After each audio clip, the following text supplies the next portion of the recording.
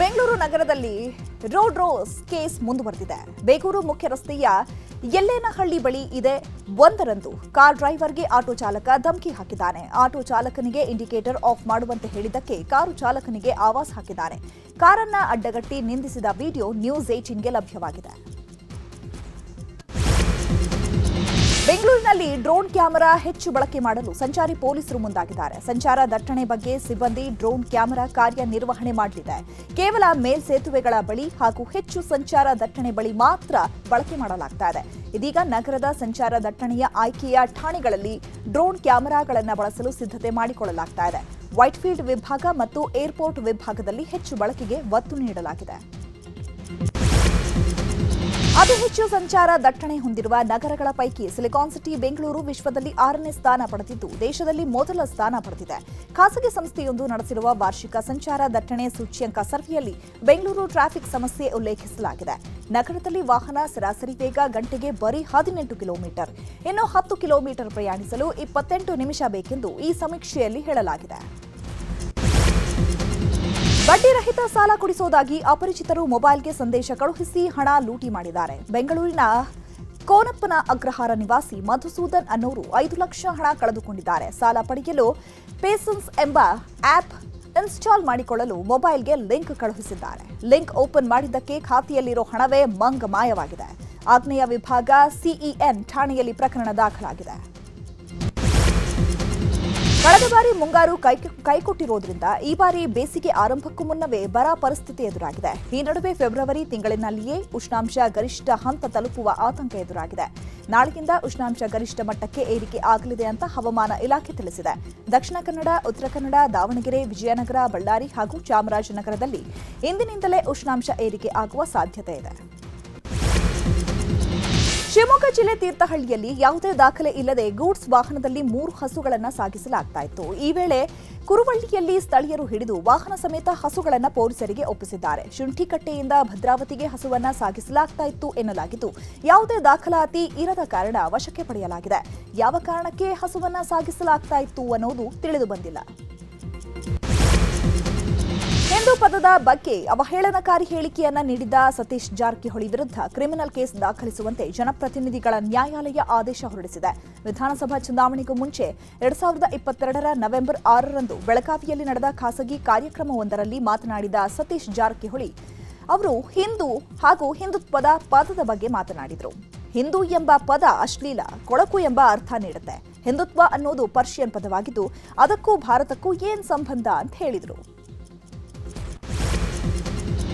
ಈಶ್ವರಾನಂದ ಸ್ವಾಮೀಜಿ ಅವರಿಗೆ ದೇವಸ್ಥಾನದ ಗರ್ಭಗುಡಿ ಪ್ರವೇಶ ನಿರಾಕರಣೆ ವಿಚಾರವಾಗಿ ಬೆಂಗಳೂರಲ್ಲಿ ಸಚಿವ ಎಚ್.ಸಿ. ಮಹದೇವಪ್ಪ ಮಾತನಾಡಿದ್ದಾರೆ. ಮನುವಾದ ಆಗ, ಈಗ ಮುಂದೆ ಇದೆ, ಕೆಲಸ ಮಾಡ್ತಾ ಇದೆ. ಅದಕ್ಕೆ ಅಂಬೇಡ್ಕರ್ ಹೇಳಿದ್ದು ನಿಮ್ಮ ಉದ್ಧಾರ ನಿಮ್ಮ ಕೈಯಲ್ಲಿ ಅಂತ. ಉಳ್ಳವರು ಶಿವಾಲಯ ಮಾಡುವರು ಅಂತ ಬಸವಣ್ಣ ಹೇಳಿದ್ರು. ಸ್ವಾಮಿಗಳಿಗೆ ಹೀಗಾದ್ರೆ ಸಾಮಾನ್ಯ ಜನರ ಪಾಡೇನು? ಧರ್ಮದ ಹೆಸರಲ್ಲಿ ಭಯ ಹುಟ್ಟಿಸೋದು ಇದು. ಇಂತಹ ಅಸಮಾನತೆಯಿಂದ ಕೂಡಿದ ಆಚರಣೆಯನ್ನ ಬಸವಣ್ಣ ವಿರೋಧ ಮಾಡ್ತಾ ಇದ್ರು ಅಂತ ಹೇಳಿದ್ರು. ಬಿಜೆಪಿ ರಾಜ್ಯಾಧ್ಯಕ್ಷ ಬಿವೈ ವಿಜಯೇಂದ್ರ, ಮಾಜಿ ಸಚಿವ ವಿ ಸೋಮಣ್ಣ ಪುತ್ರ ಅರುಣ್ ಸೋಮಣ್ಣ ಮುನಿಸು ಮರೆತು ಒಂದೇ ವೇದಿಕೆಯಲ್ಲಿ ಕಾಣಿಸಿಕೊಂಡಿದ್ದಾರೆ. ತಂದೆಗೆ ಪಕ್ಷದಲ್ಲಿ ಗೌರವ ಸಿಗ್ತಾ ಇದ್ದಂತೆ ಅರುಣ್ ಸೋಮಣ್ಣ ವಿಜಯೇಂದ್ರ ಜೊತೆ ವೇದಿಕೆಯನ್ನ ಶೇರ್ ಮಾಡಿಕೊಂಡ್ರು.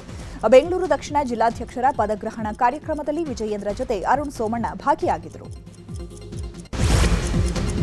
ಬೆಂಗಳೂರು ದಕ್ಷಿಣ ಜಿಲ್ಲಾ ಬಿಜೆಪಿ ಅಧ್ಯಕ್ಷ ಸಿಕೆ ರಾಮಮೂರ್ತಿ ಪದಗ್ರಹಣ ಕಾರ್ಯಕ್ರಮ ನಿನ್ನೆ ಜಯನಗರದಲ್ಲಿ ನಡೆಯಿತು. ಕಾರ್ಯಕ್ರಮದಲ್ಲಿ ಬಿಜೆಪಿ ನಾಯಕರು ಭಾಗಿಯಾಗಿದ್ದರು. ಈ ವೇಳೆ ಮಾತನಾಡಿದ ಬಿಜೆಪಿ ರಾಜ್ಯಾಧ್ಯಕ್ಷ ಬಿವೈ ವಿಜಯೇಂದ್ರ, ಕಾಂಗ್ರೆಸ್ನ ಬೂಟಾಟಿಕೆಗಳಿಗಿಂತ ಮೋದಿ ಗ್ಯಾರಂಟಿಯೇ ಸೂಕ್ತ ಅಂತ ಹೇಳಿದ್ದಾರೆ. ಮತದಾರರು ರಣೋತ್ಸಾಹದಲ್ಲಿದ್ದಾರೆ. ಆದರೆ ಕಾಂಗ್ರೆಸ್ ಪಕ್ಷದ ಅವಶೇಷಗಳು ಮಾತ್ರ ಈಗ ಉಳಿದಿವೆ. ಅದನ್ನ ರಾಷ್ಟ್ರೀಯ ಪಕ್ಷ ಅಂತ ಕರೆಯೋದಿಲ್ಲ ಅಂತ ಹೇಳಿದ್ದಾರೆ. ಕೋಲಾರ ಲೋಕಸಭಾ ಕ್ಷೇತ್ರದ ಪರಿಸ್ಥಿತಿ ಬಗ್ಗೆ ಎಚ್ಡಿಕೆ ಸ್ಥಳೀಯ ನಾಯಕರಿಂದ ಮಾಹಿತಿ ಪಡೆದುಕೊಂಡಿದ್ದಾರೆ. ಬಿಡದಿಯ ತೋಟದ ಮನೆಯಲ್ಲಿ ನಡೆದ ಮಹತ್ವದ ಸಭೆಯಲ್ಲಿ ಕ್ಷೇತ್ರದ ಪರಿಸ್ಥಿತಿ, ಪಕ್ಷ ಸಂಘಟನೆ, ಸಿದ್ಧತೆ ಹಾಗೂ ಅಭ್ಯರ್ಥಿಗಳ ಬಗ್ಗೆ ಚರ್ಚೆ ಮಾಡಲಾಗಿದೆ. ಜಿಲ್ಲೆಯಲ್ಲಿ 3 ಶಾಸಕರಿರುವ ಕಾರಣ ಜೆಡಿಎಸ್ನಿಂದ ಅಭ್ಯರ್ಥಿ ಕಣಕ್ಕಿಳಿಸುವ ಬಗ್ಗೆ ಮುಖಂಡರು ಸಲಹೆ ಕೊಟ್ಟಿದ್ದಾರೆ. ಸಿದ್ದರಾಮಯ್ಯ ಡಿಕೆಶಿ ನಡುವೆ ನಂಬಿಕೆ ವಿಶ್ವಾಸ ಇಲ್ಲ ಎಂದಿದ್ದ ಕೇಂದ್ರ ಸಚಿವ ಪ್ರಹ್ಲಾದ್ ಜೋಶಿ ಹೇಳಿಕೆಗೆ ಸಚಿವ ರಾಮಲಿಂಗಾರೆಡ್ಡಿ ತಿರುಗೇಟನ್ನ ಕೊಟ್ಟಿದ್ದಾರೆ. ಗದಗದಲ್ಲಿ ಮಾತನಾಡಿದ ಸಚಿವರು ಜೋಶಿ ಸಂತೋಷ್ ಅವರು ಯಡಿಯೂರಪ್ಪ ಅವರಿಗೆ ಏನ್ ಮಾಡಿದ್ರು? ಯಡಿಯೂರಪ್ಪ ಅವರನ್ನ ಸಿಎಂ ಸ್ಥಾನದಿಂದ ಇಳಿಸಿದವರು ಯಾರು? ಇವರೇ ತಾನೆ. ಮೊನ್ನೆ ಕೂಡ ವಿಜಯೇಂದ್ರ ಅಧ್ಯಕ್ಷ ಆಗಬಾರದು ಅಂತ ಪ್ರಯತ್ನ ಮಾಡಿದ್ರು ಅಂತ ಟಾಂಗ್ ಕೊಟ್ಟಿದ್ದಾರೆ. ಚಿತ್ರದುರ್ಗ ಜಿಲ್ಲಾ ಪಂಚಾಯಿತಿ ಮಾಜಿ ಸದಸ್ಯೆ ಸವಿತಾ ರಘು ಅವರಿಗೆ ನಿಗಮ ಮಂಡಳಿ ಸ್ಥಾನ ತಪ್ಪಿಸಲು ಮಾಜಿ ಸಚಿವ ಎಚ್ ಆಂಜನೇಯ ಹಾಗೂ ಮಾಜಿ ಸಂಸದ ಬಿಎನ್ ಚಂದ್ರಪ್ಪ ಷಡ್ಯಂತ್ರ ರೂಪಿಸುತ್ತಿದ್ದಾರೆ ಅಂತ ಮಾದಿಗ ಸಮುದಾಯದ ಹಲವು ಮುಖಂಡರು ಆರೋಪಿಸಿದ್ದಾರೆ.